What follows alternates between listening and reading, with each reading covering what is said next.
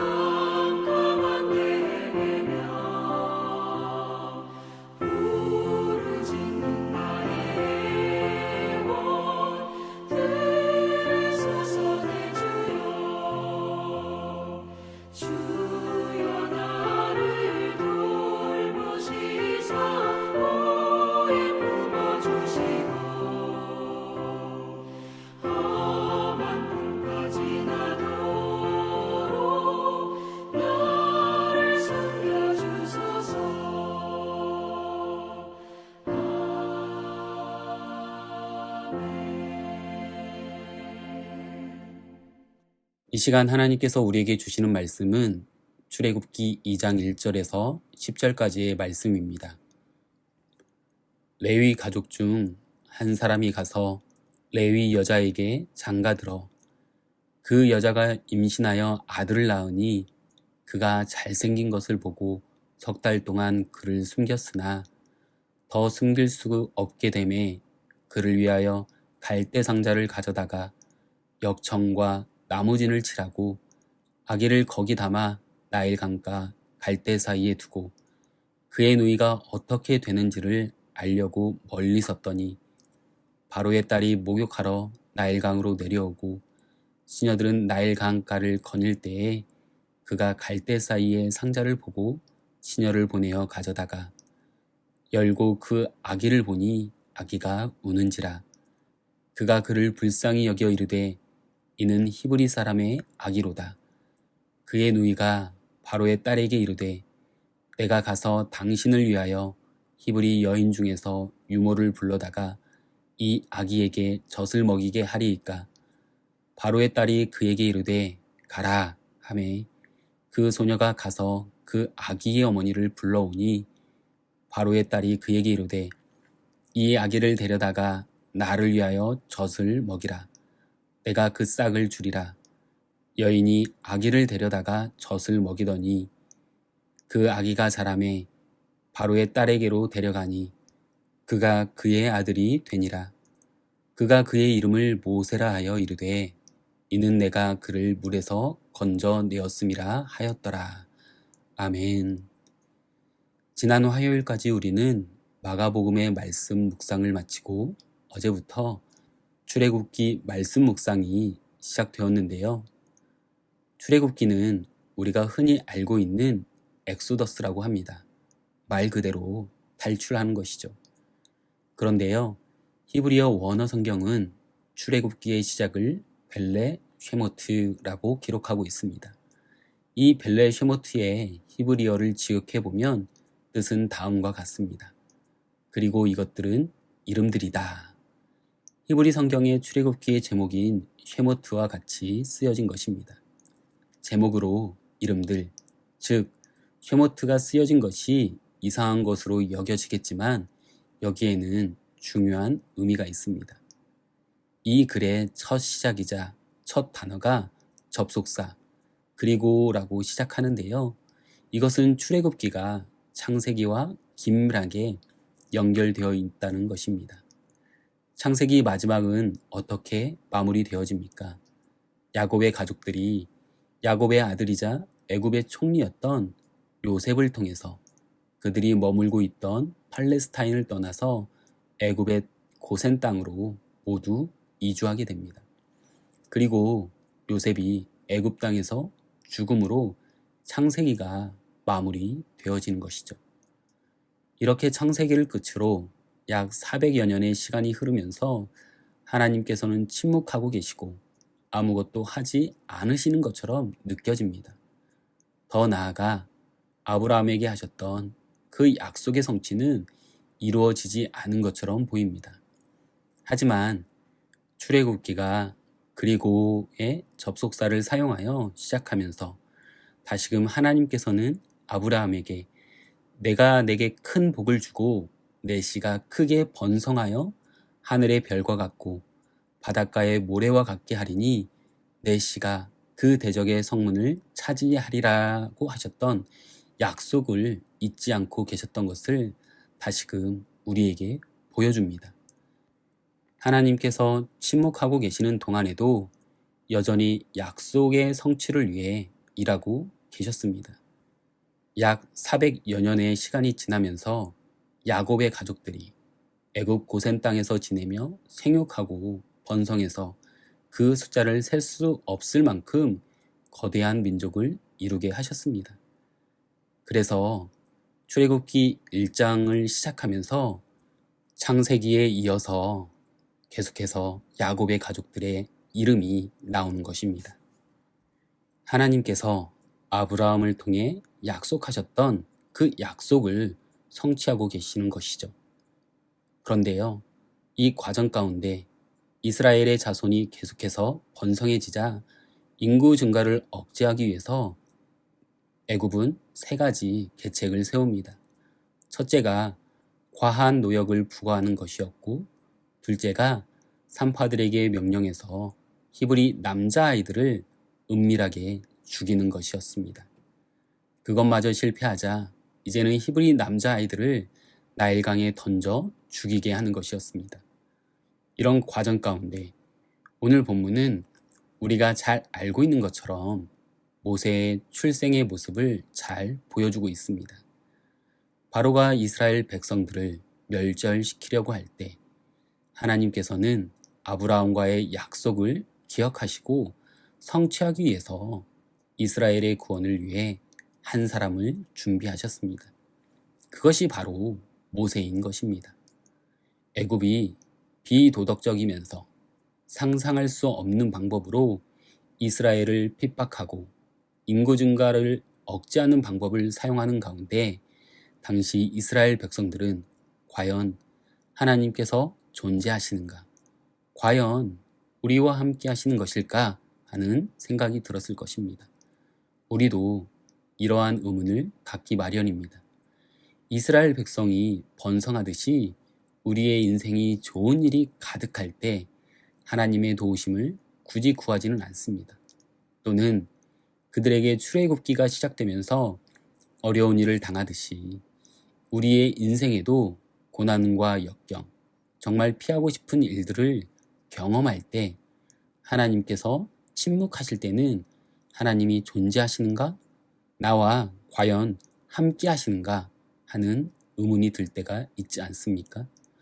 그렇다면 이런 상황 가운데 우리에게 주시는 하나님의 뜻은 무엇일까요? 첫 번째, 하나님께서 일하실 것을 기대하고 맡겨야 합니다. 출애굽기 1장에서 이스라엘 민족이 겪게 되는 고난이 2장을 시작하면서 한 가정에게로 옮겨갑니다.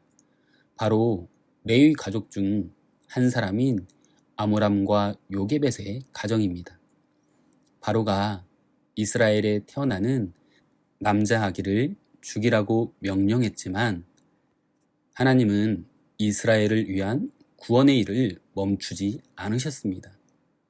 모든 사람이 이스라엘은 이제 더 이상 흥할 수 없을 것이라고, 이제는 더 이상 그들에게 희망이 없을 것이라고 생각하는 그 위기의 상황 가운데 있었지만 하나님께서는 이스라엘 백성을 위해 그들을 애굽으로부터 해방시킬 지도자인 모세를 준비하신 것입니다.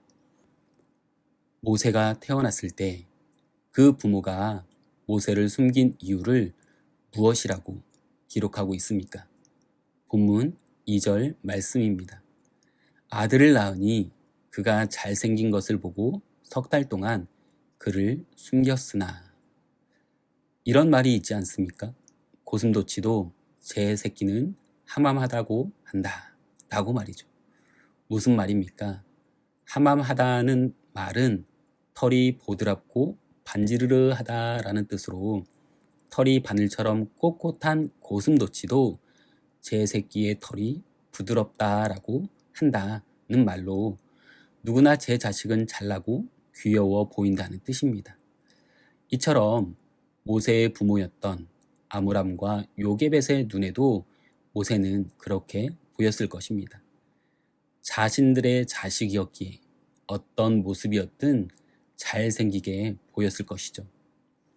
하지만 오늘 본문에서 이야기하는 잘생겼다라는 것은 외적으로 외모를 보며 이야기하는 것은 아니었을 것입니다. 사도행전 7장 20절 말씀에 보니 이렇게 기록되어 있습니다. 그때 모세가 났는데 하나님 보시기에 아름다운지라. 여기에서 사용된 단어인 토브는 헬라어로 육체적 미모보다는 더 광범위한 의미를 지닙니다. 결국 하나님 보시기에 아름다우셨다는 것은 하나님께서 택하신 아이로 하나님의 일을 하기에 합당했다라는 의미입니다. 그렇기에 모세의 부모는요, 이 아이를 보면서 하나님께서 우리 가정에 맡겨주신 귀한 아이라는 믿음으로 자신의 자녀를 바라본 것입니다. 그렇기에 바로의 명령을 어긴 죄로 처벌받게 될지 모른다는 두려움이 있었지만 그럼에도 석 달 동안 아들을 숨기면서 하나님께서 일하실 것을 기대하고 또한 모든 것을 맡긴 것이었습니다. 힘들고 고통스러운 그 위기 속에서도 잘못하면 죽을 수도 있는 상황 가운데에서도 하나님께서 우리를 향하신 계획을 이루실 것을 믿고 맡긴 것이죠.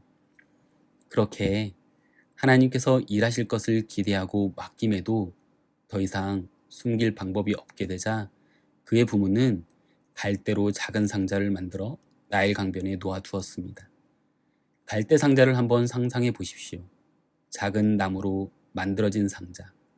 그 상자가 강 위를 따라 떠내려 가다 보면 바람이 불어 강물이 조금만 출렁여도 금방 뒤집어질 것 같은 상자를 말입니다.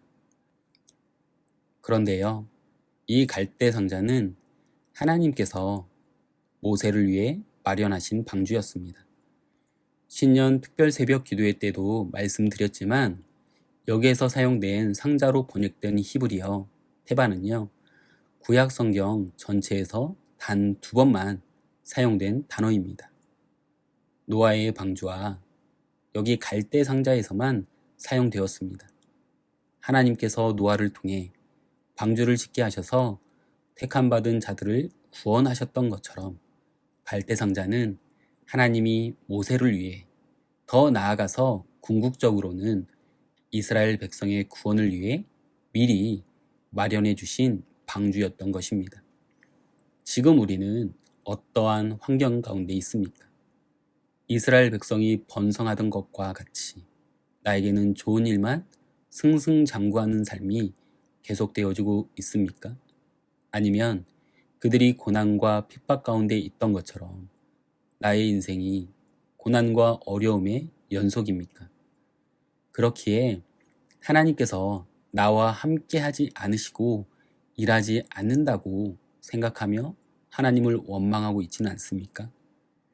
그런데요, 모세의 부모가 하나님께서 일하실 것을 기대함으로 모든 것을 맡긴 것과 같이 우리의 인생도 주님께 맡겨야 합니다. 그때 주님께서 일하실 것을 믿는 믿음으로 살아가는 성도님들 되시기를 소망합니다. 이뿐만 아니라 하나님은 우리를 위해 예수 그리스도라는 방주를 보내주심으로 우리를 구원하시고 그분의 자녀들을 지키며 붙들어 주실 것을 믿으며 살아가는 저와 성도님들 되시기를 소망하며 축복합니다. 두 번째, 이러한 상황 가운데 우리에게 주시는 하나님의 뜻은 무엇일까요? 하나님의 때에 모든 것을 합력해서 이루십니다. 그렇게 나일강 갈대 사이에 던져진 갈대 상자 속의 모세는요, 강으로 목욕을 나온 바로의 딸에게 발견되어집니다. 그럼 바로의 딸이 갈대 상자 안에 있는 모세를 보고 불쌍히 여겼다라고 성경은 기록하고 있습니다. 본문 6절 말씀입니다. 열고 그 아기를 보니 아기가 우는지라 그가 그를 불쌍히 여겨 이르되 이는 히브리 사람의 아기로다. 이스라엘 민족이 날로 번성하는 것은 바로뿐만 아니라 애굽의 지배층 전체가 공감하는 불안감으로 바로의 가족은 더 심했을 것입니다. 그런 바로의 딸이 아기를 발견한 것이 꼭 좋은 일만은 아니었습니다. 하지만 이 권력자의 딸의 마음에 아기를 불쌍히 여기는 긍휼의 마음을 갖게 되었습니다. 아버지인 바로가 알면 큰일이었지만 아버지를 속이고 아이를 숨겨 키웁니다. 공주가 품은 긍휼의 마음은 그녀 자신의 마음에서 일어나는 것이 아니라 하나님께서 주신 감동입니다. 야곱을 죽이려 했던 에서가 고향으로 돌아오는 동생을 만났을 때 오히려 혈육의 정에 압도당하며 부둥켜 우는 모습을 우리는 알고 있지 않습니까? 밤새 기도했던 야곱을 불쌍히 여기신 하나님께서 에서의 마음을 붙들어 주심으로 긍휼의 마음을 부어 주심으로 야곱과 화해하게 되는 역사가 이루어진 것입니다. 죽이고 싶었지만 하나님께서 부어주시는 그 긍휼의 마음으로 동생을 불쌍히 여기는 마음으로 혈육의 정에 압도당하게 하신 것입니다. 이렇게 불쌍히 여기는 마음을 공주가 가졌을 때 모세의 누이 미리암의 제안에 따라 친어머니인 요게벳이 유모가 되어 모세를 키우게 됩니다. 결국 바로의 딸에게 모세를 불쌍히 여기는 마음을 갖게 하신 분도 모세가 친어머니의 보살핌을 받게 하신 분도 하나님이었습니다. 바로는 이스라엘 백성이 번성하는 것을 막으려 갓난 남자 아기들을 죽이는 계획을 세우고 명령했습니다. 하지만 자신의 딸이 명령을 어기고 모세를 보호함으로써 그 계획은 실패로 돌아갔습니다. 죽을 수밖에 없는 상황 가운데 몰린 모세를, 희망이라는 것이 전혀 없어 보이는 모세와 또한 이스라엘 백성들을 위해서 하나님께서 일하신 것입니다. 바로 하나님의 때에 모든 것을 합력해서 일하심으로 출애굽이라는 역사를 위해서 당시 가장 안전한 곳에서 그분의 손길로 돌보시고 끝까지 인도하시는 것을 우리는 볼 수 있습니다. 우리는 무언가 내가 계획하고 생각한 대로 진행되지 않을 때 불안해하고 두려워합니다. 하지만 기억해야 합니다. 그 가운데 하나님께서 합력하고 계심을 바립니다. 그리고 내가 생각하는 때가 아니라 하나님의 때에 이루실 것을 믿고 나아가는 인생이 되어야 합니다. 우리의 생각은 모세가 갈대 상자에 담겨 나일 강가에 던져지기 전에 일하실 하나님을 기대하지만 하나님의 때는 갈대 상자에 담긴 모세를 나일강에 던져짐으로 인해서 바로의 딸을 만난 때가 바로 하나님께서 계획하신 때임을 기억해야 합니다. 바라기는 오직 합력해서 이루실 하나님의 때를 바라보며 나아가는 믿음의 자녀들, 저와 성도님들이 되시기를 소망하며 주님의 이름으로 축복합니다. 기도하겠습니다. 하나님 아버지, 하나님께서 아브라함에게 하신 약속을 성취하는 모습 가운데 이스라엘이 당하는 어려운 일들을 목도하게 됩니다. 더욱이 그들을 압제하기 위해서 갓난 남자 아기를 죽이고자 하는 상황 가운데 더 이상 무언가를 할 수도 없고 어렵고 힘든 상황 가운데 특히 한 가정의 아기가 태어난 상황 속에서 그들의 부모가 할 수 있는 것은 그 무엇도 없었습니다. 단지 그들이 바라는 것은 하나님께서 맡기신 자녀를 통하여 하나님께서 일하실 것을 기대하고 맡기는 신앙을, 믿음을 우리는 볼 수 있습니다. 우리 믿음의 인생이 이러한 인생이 되길 소망합니다. 모든 상황 가운데 일하시는 하나님을 기대함으로 모든 것을 맡기며 나아가는 인생이 되게 하여 주시옵소서. 또한 나의 때가 아닌 하나님의 때에 모든 것을 합력해서 이루실 그 하나님을 소망하며 주님 앞에 나아갈 때 그 주님을, 하나님을 경험하는 인생이 되게 하여 주시옵소서. 오늘도 우리를 구원의 방주로 인도하시며 모든 것을 맡기시길 원하시는 주님 앞에 이 모든 말씀 예수님의 이름으로 기도합니다. 아멘. 오늘 이 시간 우리 함께 기도하실 때 기도하기 원하는 기도 제목을 나눕니다. 말씀을 기억하시며 전적으로 하나님께서 일하실 것을 기대함으로 모든 것을 맡기며 나아가는 인생이 될 수 있도록 나의 때를 정하고 나아가는 것이 아니라 하나님께서 합력해서 이루실 하나님의 때를 사모함으로 경험하는 인생이 될 수 있도록 기도하겠습니다. 계속해서 기도하실 때 교회 공동체 가운데 어려움을 당하고 있는 성도님들을 위해서 기도해 주십시오. 특별히 육신의 질병의 어려움으로, 마음의 연약함으로 경제적인 어려움을 겪고 있는 성도님들의 회복을 위해서 기도 부탁드리겠습니다. 그리고 담임 목사님의 청빙의 과정 가운데 일하시는 주님을 사모함으로 청빙위원회와 모든 성도님들이 한 마음 한 뜻이 되어질 수 있도록 기도해 주십시오. 그리고 주보에 나와 있는 중보기도의 제목과 각자의 개인기도 제목을 위해 함께 기도하겠습니다. 기도하겠습니다.